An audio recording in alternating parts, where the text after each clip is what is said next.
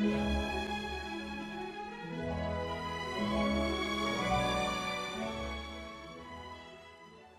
guys, Captain Foley here with you for another Captain's Log.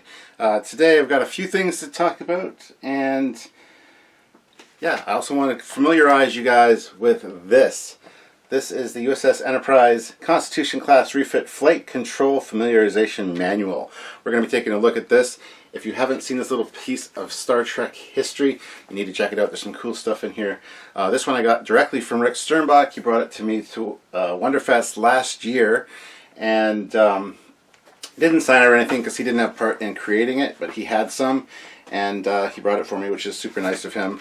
So we're going to take a look at that in just a second. Firstly, though, I wanted to show you guys this. This is from Brett Barrow, who does fantastic work for us. It's got that on there. This is actually the Wonderfest trophy this year for Wonderfest. Same one as last year. This one's actually personalized for me, not as a trophy, just it says Trekyards, Captain Stuart T.G. Foley, Trekyards Command on there. And Brett did something cool. He actually made the base light up, which we're going to close the curtains here so we can get a look at that. Turn off the lights. So it lights up now. Nice, really cool. He's got the little switch back here. So that's what it says there. So this is just a personalized one for my office. The actual Wonderfest trophy is exactly the same, but it says Wonderfest 2019. Best Star Trek model on the base, and it actually has a white light instead of a blue light. So I just wanted to show you guys that Brett does some fantastic work, and thank you very much, Brett. I don't know where I'm going to put this yet, but for now I'll just put it right there. So I do have the Wonderfest one here as well with the white light. No sense showing you that because it's exactly the same, but I did want to share that with you guys. Also got these in from Sticker Mule. Now you have seen the coasters and stickers that I got from Sticker Mule. Also got these. These are little clings. So they're not stickers. They come off. They're just a little vinyl cling, as you can see. So they'll stick to glass, paint, and they just come right off. So you can move them if you need to or whatever. So little Trekyards clings there. These will be given away as part of our next Indiegogo campaign, or just as perks, or if you see me at a convention, I'll probably have some of these. So there you go. Just wanted to show you those as well. Alright guys, that's it for the indulgence, just talking about whatever captain's part of the Captain's Log. Now it's time to talk about this Flight Control Familiarization Manual. If you haven't seen it, it's really cool. It's got some cool stuff in it, so we're going to take a look at that right now. Alright guys, let's take a look at this little piece of Star Trek history that you might not be familiar with. So here it is, the Familiarization Manual. Open it up. Enterprise Flight Manual. You got the old Constitution class design there. This material is not for publication or reproduction. No one is authorized to dispose of same. Copyright 1978. It's right after the motion picture came out. So there's everybody involved. Rick Sternbach did do additional control graphics. Maybe I should have had him sign it. But that's okay. I can take it back and get him to sign it this either the end of April when I'm at Starfest, or beginning of June when I'm at Wonderfest. Going to a lot of fests this year. So table of contents, we've got the bridge layout, which has all the bridge stations, the engine room, briefing room, transporter room, Kirk's quarters, medical lab, examination room, and sick bay.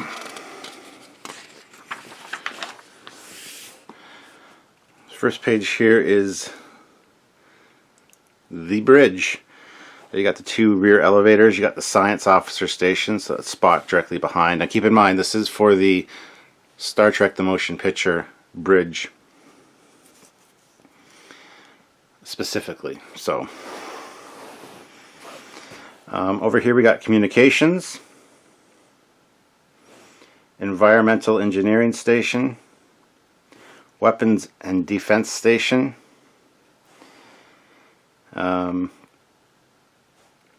main viewer. This is interesting. This is a bridge transporter. This is something they wanted to do for the motion pictures, have a single person transporter on the bridge. They also wanted to incorporate that into the next generation as well, which never happened. So that's actually very interesting. Damage and repair station, internal security station, tractor beam fold down console, and engineering station. Now, the choice to swap the communication station and the engineering station around, because in TOS, of course, communications was back here and engineering was over here, seems like an odd choice, but perhaps there was a reason. Here we've got the different stations as well. So we're starting at the one turbo lift and going over. We've got communications, environmental engineering, weapons and defense station, main viewer, and then bridge transporter, damage and repair station, internal security station. There's your tractor beam fold down console, engineering station, and then science officer station between the turbo lifts.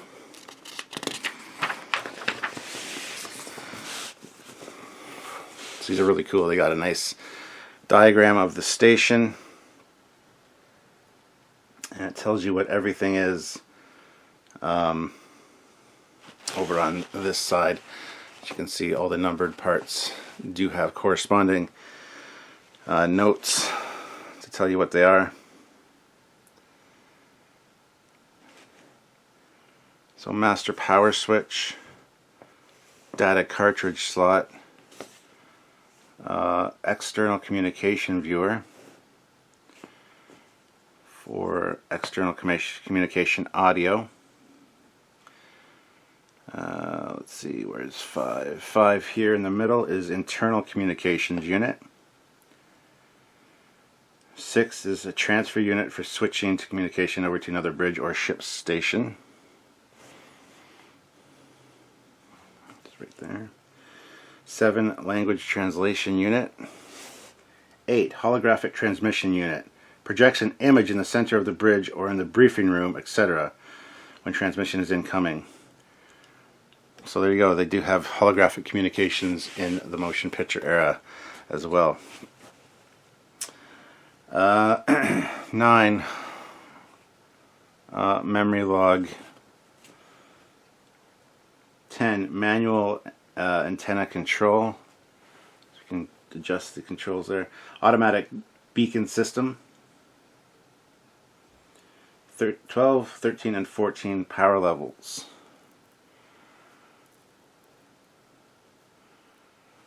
12, 13, and 14.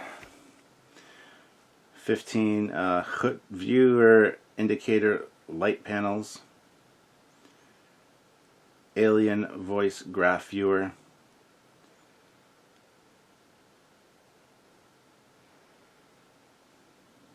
So I'll have to go through this a little bit more detailed at some point, but this shows the actors what things do and how to operate them, which is very cool. Very helpful for the actors, and so it's not just randomly pushing buttons. And there's a close-up of the displays. That's for environmental control.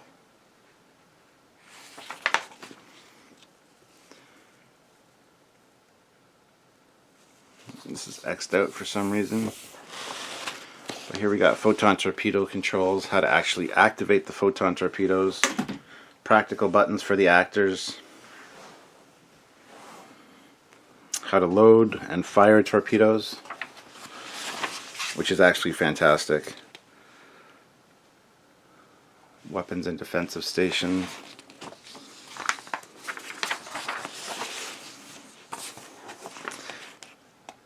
Here's the little personal transporter. Internal transporter bridge stand-up console. This console transmits and receives small items within the ship. For example, a crew member might request the engine room to send him a pair of pliers. Wow. So just a small tiny transporter. I didn't even know that was there. That's cool. Damage and repair station. This is where Spock's like, they knew exactly where to hit us. Who knew where to hit us and why? Even though that was Star Trek 2, it's still the same layout for that. So here's the security station, internal security.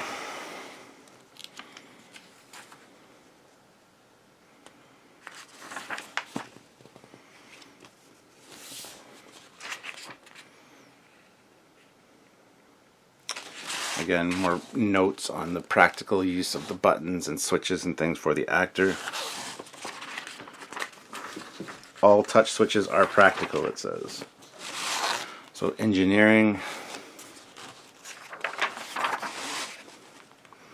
Tractor beam unit. Stand up to the left of the science console for Commander Scott or subordinate. Physical controls to operate the tractor beam. And then there's the science officer station.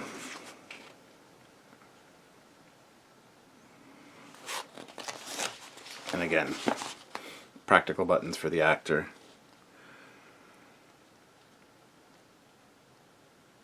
Which is really cool. More notes on the science console. It tells you how each thing works, what it should be doing. So it's very helpful in that regard. This is for phase 2 here because this says additional consoles for Zahn or subordinate. This is when they were still going to have the Vulcan science officers on instead of Spock. Back for the motion picture, so.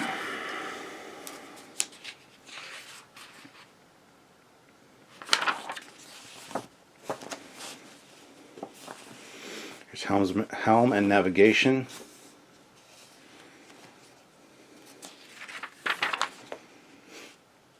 And an engine room console.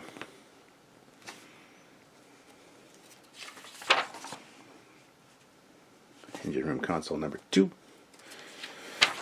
I could go through each one of these at some point and read you each description of each thing, but I didn't want to do that in this episode. If you guys are interested in that, me going through these old manuals and kind of giving you a walkthrough of what each thing does, by all means let me know in the comments section. I will take it under advisement and try to do so. Briefing room, science officer's console.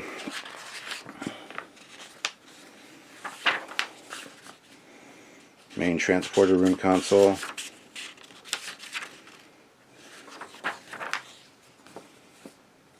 Kirk's quarters console. Port and controls over here. Oh, sorry, that's just main viewer.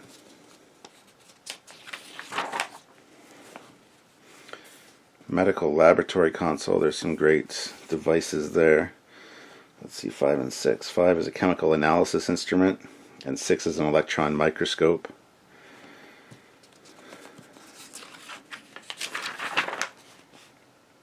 Medical exam room console. Medical transporter controls. So medical transporter as well, which is cool. Bed monitor. And that's it. There's a quick look at the USS Enterprise, NCC 1701 Constitution Class Refit Flight Control Familiarization Manual from Star Trek the Motion Picture. So there you go, guys. A look at a little piece of Star Trek history. If you can find one of these, by all means pick it up. It's really interesting because it goes through each control. on each panel, each station, what they're used for and how they work, which is absolutely great. This is what actors need. I know a lot of times in fan films, and I've given Samuel crap for this as well in his fan film, the actors don't know Star Trek. So when they're at a station, they're doing this. Yeah, I'm doing things, and I'm rerouting power, and and just, that's what these are designed for, so that the actors look like they know what they're doing. So I think that's fantastic, and we need more stuff like this. But I'm serious, guys. If you guys want me to go through this in more detail and actually kind of tell you what everything does specifically, I would be more than happy to do that.